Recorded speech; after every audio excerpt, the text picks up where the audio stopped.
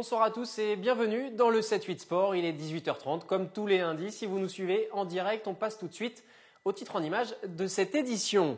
Ce week-end, les Mureaux accueillaient les finales de la Coupe des Yvelines de futsal chez les seniors. Oudon était opposé au Paris Saint-Germain. En cas de victoire, les Rouges et Noirs pouvaient soulever le 4e trophée de leur histoire. En l'espace de 10 ans, le foot urbain s'est imposé comme un sport à part entière et cela plaît de plus en plus aux citadins. Pour preuve, il y a quelques semaines, un nouveau centre a ouvert ses portes à Guyancourt. Avec l'arrivée des beaux jours, tout le monde veut retrouver la forme évidemment. Le jogging est la solution classique, mais pour les moins sportifs, d'autres méthodes existent, comme le waterbike. Et évidemment, comme d'habitude, en fin d'émission, tous les résultats du week-end. Mais on passe tout d'abord à notre page spéciale boxe éducative.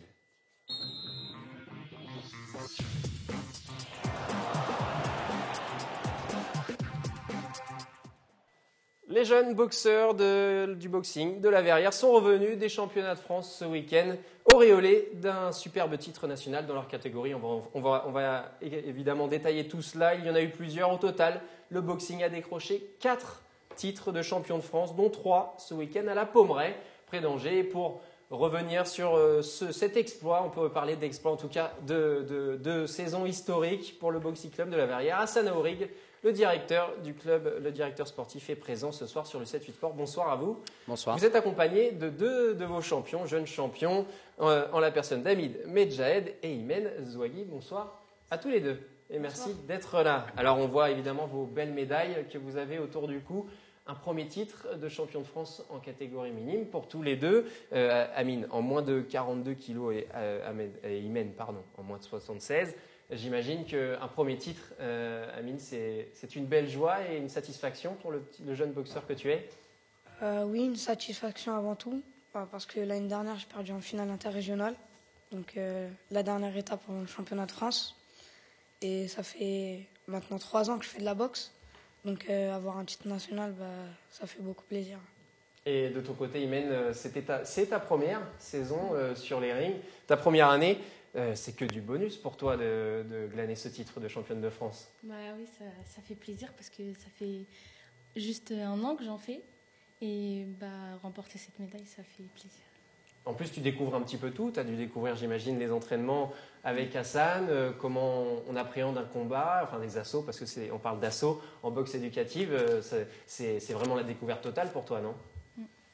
De votre côté, Hassan, le directeur que vous êtes, j'imagine, est très satisfait de ces jeunes boxeurs ? Ouais, on en est complètement satisfait, ça c'est sûr. Alors, il y a la performance, ça, on l'a dit. Hein, sur ce championnat, en tout cas de garçons, on est les premiers de France.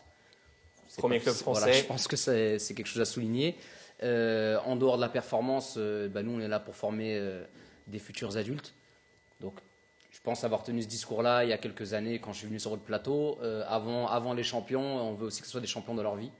Donc, sur le respect, sur ces choses-là. Donc, je pense que sur ça, on a bien abouti.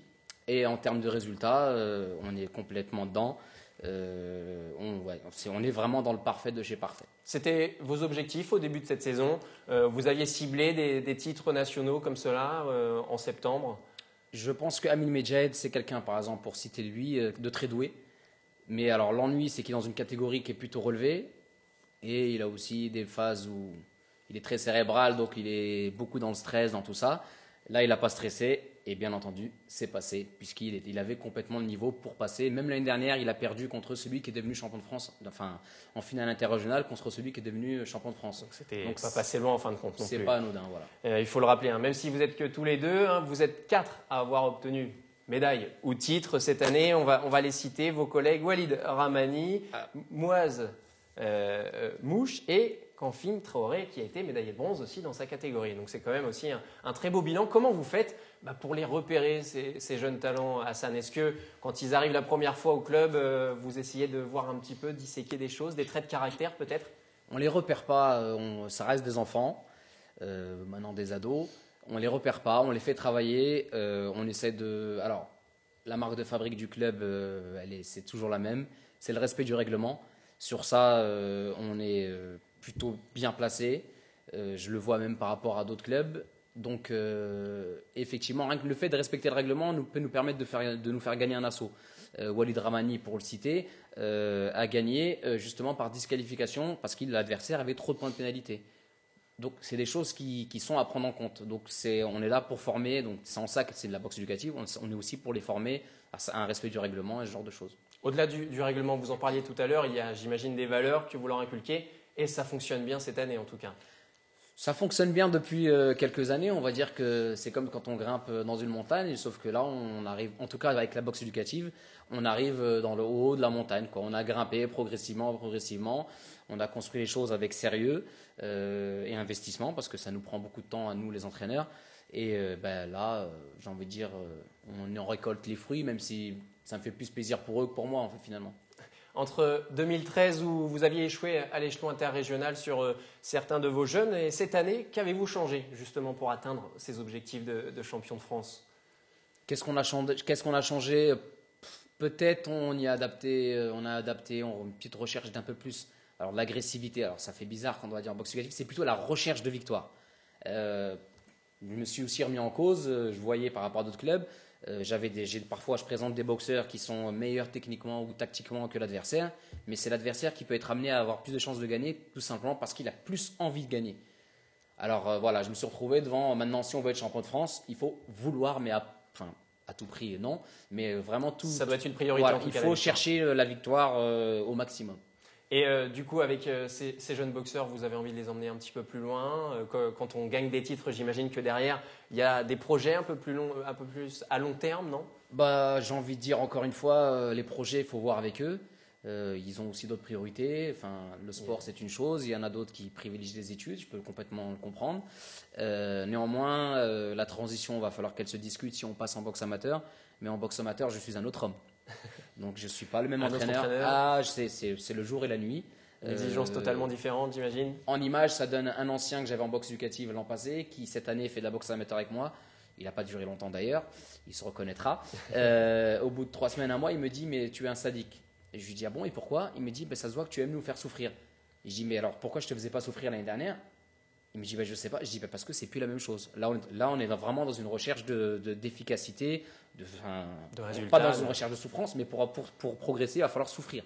L'entraînement est très difficile. Ça change totalement la méthode d'entraînement. Amine, on va revenir à toi. Lorsque nous t'avions rencontré cet hiver, au mois de décembre, c'était justement à l'occasion des championnats départementaux, tu nous avais confié un rêve de titre national.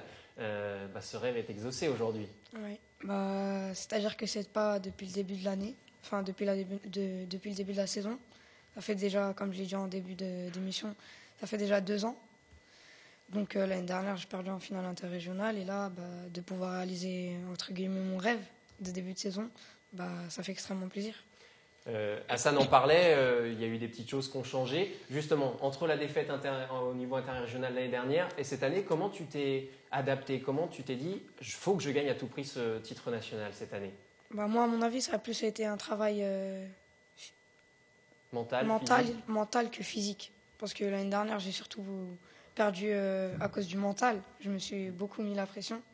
Et comme l'a dit l'entraîneur, cette année, j'ai pas stressé et les résultats étaient là. De ton côté, Imen, on le disait tout à l'heure en début d'émission, c'est ta première année sur les rings. Ce titre décroché, on imagine quand même un potentiel énorme pour toi. Tu aimerais aller un petit peu plus loin, continuer en tout cas la boxe éducative pour essayer de glaner encore plus de titres? Je veux continuer la boxe éducative, mais pas aller plus loin.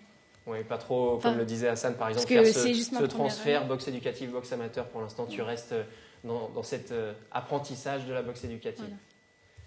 Très bien, merci beaucoup à tous les trois d'être passés sur le 7-8 Sport et encore félicitations pour vos titres. Et l'actualité continue pour le boxing de la Verreère puisque vous allez accueillir la Coupe des Yvelines 24 et 25 mai prochains. Et je tenais également à remercier la ville de la Verrière pour son prêt de minibus. Grâce à elle, on a pu faire un déplacement de manière facilitée. Donc voilà, je tenais à remercier en l'occurrence le maire et la ville. Très bien, merci beaucoup à tous les trois. À très bientôt sur le 7-8 Sport et pour de nouveaux assauts en tout cas sur les rings. Merci beaucoup. Merci. Allez, on passe à notre page spéciale football.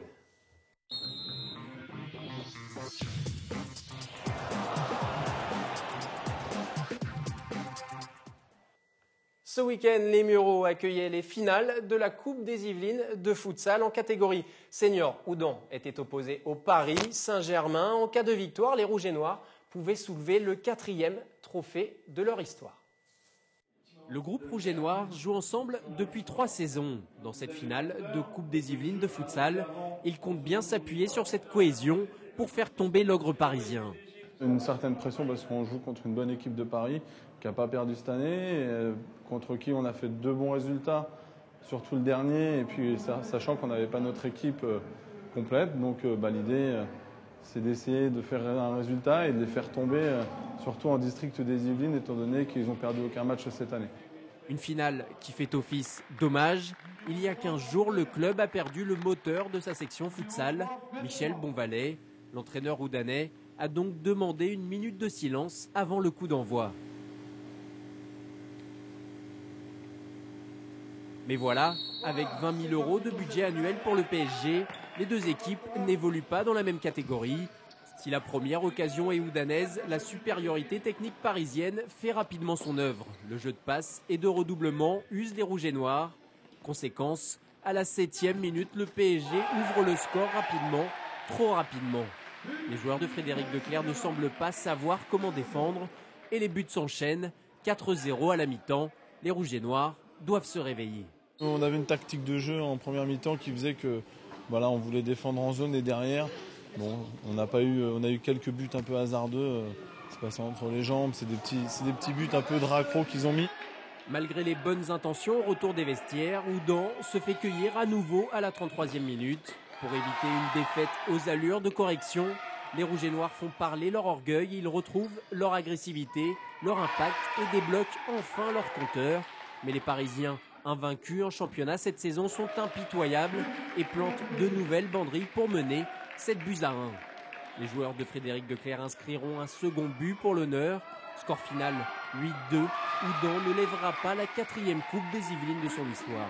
On a eu des difficultés quand même à rentrer dans le match. Ils ont pris directement l'ascendant sur nous. Ils étaient bien en place, tactiquement ça bougeait beaucoup, on a eu du mal et bon, faut accepter la défaite comme elle est. Voilà. Et en deuxième mi-temps, c'est vrai qu'on a eu une petite réaction d'orgueil. On s'est dit bon, dans le vestiaire, on s'est dit les gars, faut quand même jouer, on s'est libéré un peu, voilà. Bon, le plaisir avant tout, c'est ce qu'il faut retenir et puis ils étaient quand même bien au-dessus de nous. Malgré la défaite, les Rouges et Noirs continueront de prendre du plaisir ensemble sur le terrain, car c'est de là que Houdan tire sa force. Le temps d'une après-midi, les recruteurs du Stade Lavallois, club de Ligue 2 de football, étaient présents sur les terrains du club de Trappes. L'objectif, repérer les talents de demain. Jonathan Willeman pour les images. Ils observent, dissèquent chaque passe, chaque contrôle de balle. Au bord du terrain, les recruteurs du Stade Lavallois préparent l'avenir. Si le club effectue la majorité de ses recrutements en Mayenne ou dans les Pays de la Loire, il s'exporte de plus en plus dans le bassin parisien. Et pour la première fois, ces chercheurs de talent se déplacent sur les terrains de Trappes. Si l'individualisme prime à tous les niveaux du football actuel, ils sont d'abord là pour repérer un joueur généreux et intelligent. La première chose qu'on va rechercher, l'intelligence du joueur. La deuxième, c'est forcément sa technicité. Et la troisième, donc un petit peu tout ce qui est dans son sens de la créativité. Même si sur certaines situations, le dribble, c'est ce qui nous fait rêver, c'est ce qui nous fait lever quand on est en tribune. Mais il faut qu'il soit utilisé au bon endroit, au bon moment. Âgés de 14 ou 15 ans, ces 27 jeunes footballeurs rêvent tous un jour de fouler une pelouse de Ligue 1. Pour les recruteurs, c'est la période idéale pour repérer les talents qui pourront intégrer demain leur centre de formation. Une étape capitale où le club formateur fait office d'agent. Ça, c'est du travail qu'on fait généralement dans l'ombre. Parce que généralement, quand les clubs pros s'intéressent aux enfants, il faut d'abord bien baliser le terrain. Parce que les parents, il faut les préparer à ça. Parce que quand on a un club qui sollicite un enfant, ça va. Mais quand on commence à avoir 3-4 clubs, ça commence à être un peu délicat.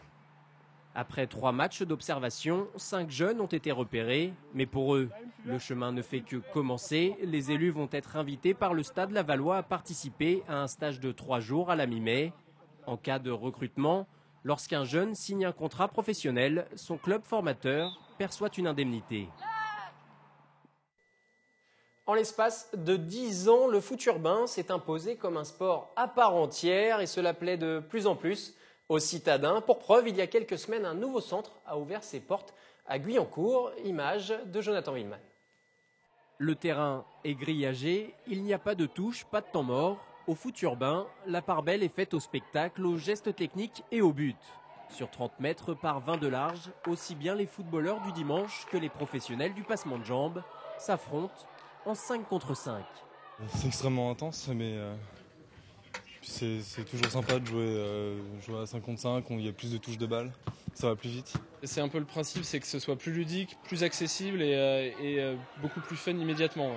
Voilà, les personnes qui viennent jouer, elles viennent chercher un plaisir immédiat, il n'y a pas besoin de s'entraîner, il n'y a pas besoin de connaître la tactique, il n'y a pas besoin d'être un grand joueur de foot pour s'amuser immédiatement sur les terrains. Ici, la pelouse est synthétique et les règles minimales. Principale interdiction, les joueurs n'ont pas le droit de tacler pour récupérer le ballon. La séance d'1 heure coûte 10 € par personne et tout est fourni. Vestiaire, ballon, chasuble et sans oublier le clubhouse pour la 3e mi-temps. Le concept séduit de plus en plus les citadins voulant décompresser à la sortie du bureau. Il y a aussi une grande partie de nos clients qui ne peuvent pas, dû à une vie professionnelle, familiale, suivre 2 entraînements par semaine, un match le week-end. C'est compliqué. Là, c'est une soirée dans la semaine. On bloque, on vient avec ses amis, ça dure 1 heure le foot, après on peut rester boire un coup, ça bloque la soirée, mais voilà. À Guyancourt, Urban Football a ouvert son premier complexe dans les Yvelines, le 14e en France.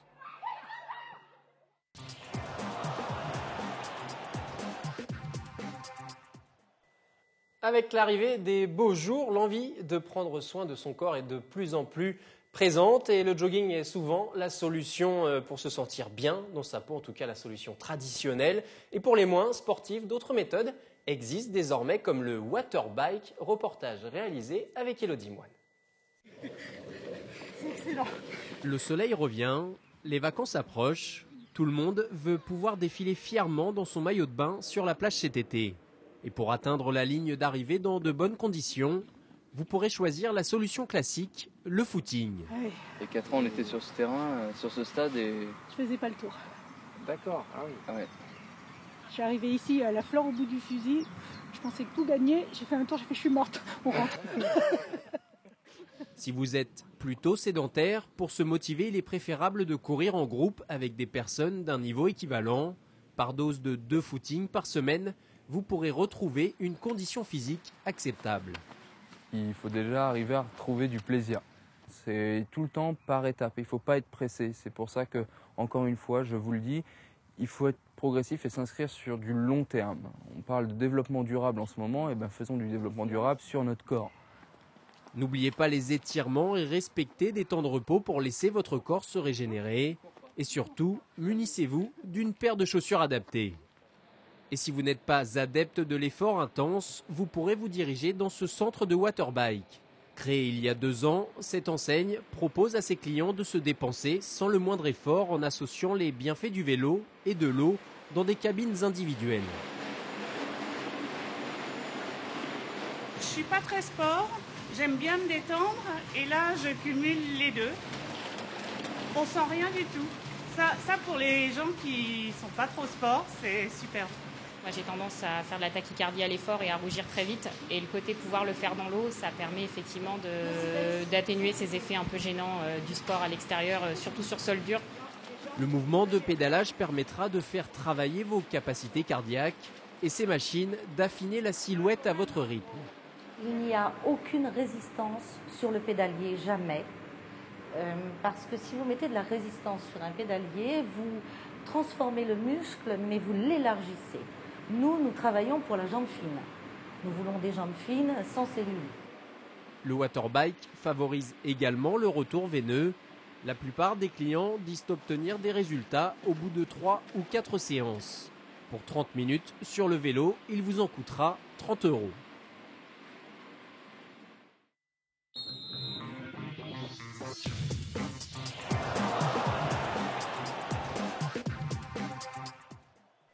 On commence ces résultats par du football. 16e journée de division d'honneur. Versailles recevait l'Entente Sannois, Sagrincien et les joueurs de David Giguet se sont imposés 3-2 et se hissent sur le podium à la 3e place. En promotion d'honneur, on jouait la 12e journée, match en retard. Dans la poule B, Trappes s'incline à domicile face aux Mantois.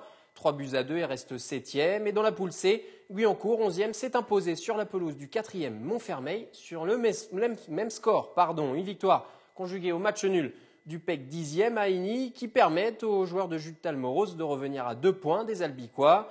À 4 journées de la fin de la saison, tout est encore jouable évidemment pour le maintien. Handball et 2 chutes pour Montigny, le Bretonneux, pour le compte de la 20e journée de National 2. Les Igny-Montaigne se sont inclinés sur le terrain du 2e, Gagny, 26 buts à 20. Les Saint-Quentinoises perdent une place au classement et sont désormais 6e. Foot US, dans le choc de cette 7e journée du championnat de France élite, les Templiers se sont inclinés sur la pelouse du champion de France en titre, les Black Panthers, 28 à 20. Avec cette 2e défaite de la saison, les joueurs d'Emmanuel Charret pointent désormais à la 3e place. Il y avait de l'Ultimate ce week-end, plaisir à accueillir les phases finales du championnat de France de Division 3 en extérieur. Après une saison assez irrégulière, Plaisir se battait pour ne pas descendre dans l'échelon inférieur. Les joueurs ont réussi, il faut le dire, à lancer le frisbee entre les gouttes et avec une victoire et une défaite le samedi, les Plaisirois terminent finalement 7e sur 12 au classement et se maintiennent donc en Division 3. En ce qui concerne le titre, ce sont les Eagles de Nice qui l'ont emporté et sont sacrés champions de Détroit à l'issue du week-end. En baseball, 3e journée de Division 2 et pour le compte de cette 3e journée, Montigny recevait Vauréal et s'est imposé tranquillement sur les 2 matchs, 9-0 et 11-7. Encore 2 infos avant de nous quitter. Tout d'abord du tennis de table et la jeune Audrey Zarif, la jeune pongiste élan-courtoise, participe depuis ce lundi matin et pour la première fois au championnat du monde par équipe de tennis de table. La compétition se déroule à Tokyo, au Japon et pour leur entrée en lice, les joueuses de l'équipe de France ont remporté leur premier match ce matin face à la Russie, 3-0. Une dernière info, rugby et Plaisir connaît désormais son adversaire pour le compte des 32e de finale de Fédéral 3. Les joueurs de Philippe Béard seront opposés au Rugby Club Puy-le-Bourreau et auront l'avantage de recevoir le match retour grâce à leur 2e place de saison régulière. En tout cas, le match aller, c'est ce dimanche à 15h en Charente-Maritime. C'est la fin de ce 7-8 Sport. Merci de l'avoir suivi. Je vous souhaite une excellente soirée sur TV Fil. À lundi prochain.